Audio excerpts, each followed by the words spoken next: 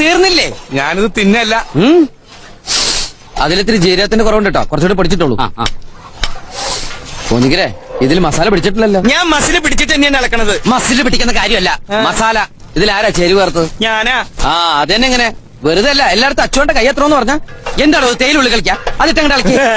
എന്താ അവിടെ ഒരു കോട്ട് ഇടാൻ പാടില്ലേ? ആഹാ, അച്ചുകൊണ്ട പോലെ തന്നെ. അതെന്താ സാമ്പാറിന് താടി മീശ ഉണ്ടാ?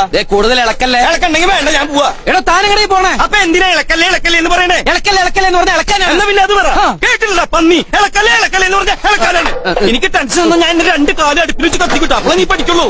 താനൂർ ചക്ക തിന്നാൻ ചെന്നപ്പോ ചക്കയെല്ലാം തമ്പാനൂർക്ക് പോയെന്ന് കേട്ടു.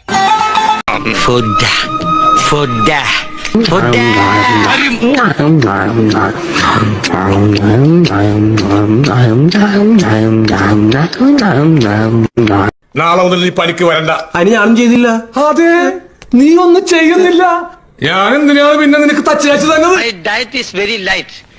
രാവിലെ ഒരു 8 മുട്ട, 2 ഗ്ലാസ് റവക്കഞ്ഞി, പിന്നെ ഉച്ചക്കൊരു കോഴിയും കുറച്ച് പൊടിയരിക്കഞ്ഞും, ഉപ്പ് വേണ്ട. എന്തെങ്കിലും വേണമെങ്കിൽ ഇപ്പൊ മേടിച്ച് കഴിച്ചോളാം. ഇനി ഇതേപോലത്തെ ഭക്ഷണം അടുത്ത കാലത്തൊന്നും കിട്ടിയെന്ന് വരില്ല.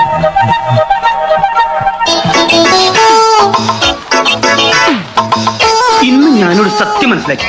എന്ത്? ജീവിതത്തിൽ ഒരിക്കലും മടുക്കാത്തൊരു പരിപാടി ഉണ്ട്.